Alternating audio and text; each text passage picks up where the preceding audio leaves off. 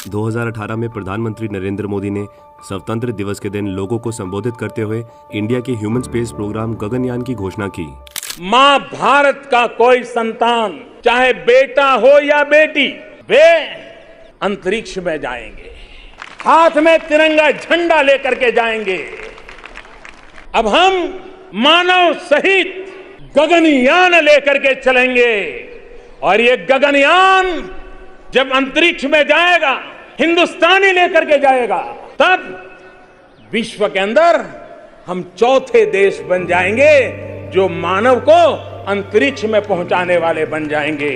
भाइयों बहनों, गगनयान एक इंडियन क्रूड ऑर्बिटल स्पेसक्राफ्ट है जिसे Indian human space flight programme में यूज किया जाएगा।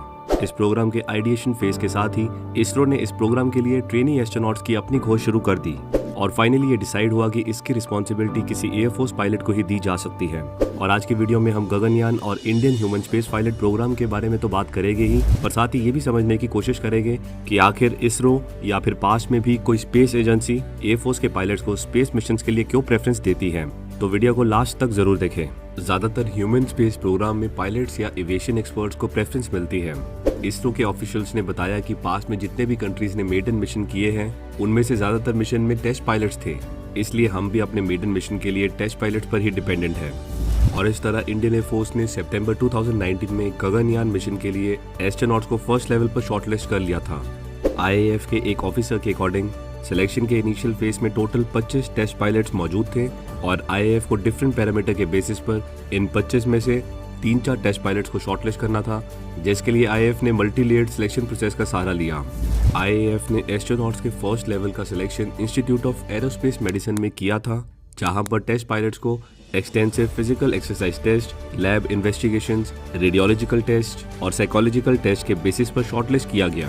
अब क्योंकि गगनयान प्रोग्राम के फर्स्ट क्रूड मिशन के लिए टेस्ट पायलट्स को एज एस्ट्रोनॉट ट्रेनीज सिलेक्ट करना था, इसलिए सिलेक्शन क्राइटेरिया इसरो और इंडियन एयरफोर्स इन दोनों के द्वारा डिफाइंड किया गया था, जिसमें फ्लाइंग एक्सपीरियंस, फिटनेस, साइकोलॉजिकल और एरोमेडिकल एवोल्यूशन शामिल थे, इंक्लूडिंग एंथ्रोपोमेट्रिक पैरामीटर्स।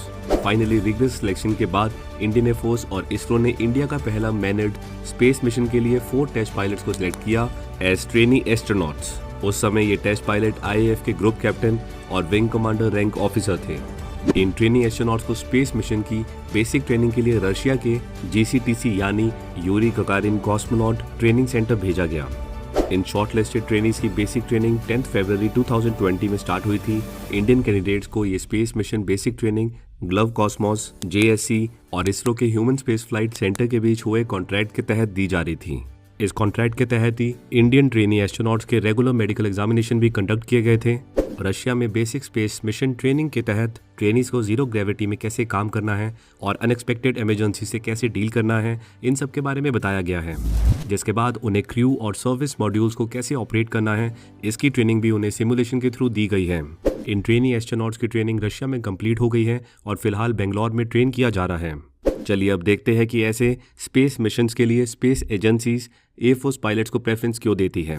कोई भी कंट्री की एयरफोर्स अपने फाइटर पायलट्स को कई सारे पैरामीटर्स पर टेस्ट करके ही इंडक्ट करती है, जहां पर उन्हें हाई जी फोर्स का डेली बेसिस पर सामना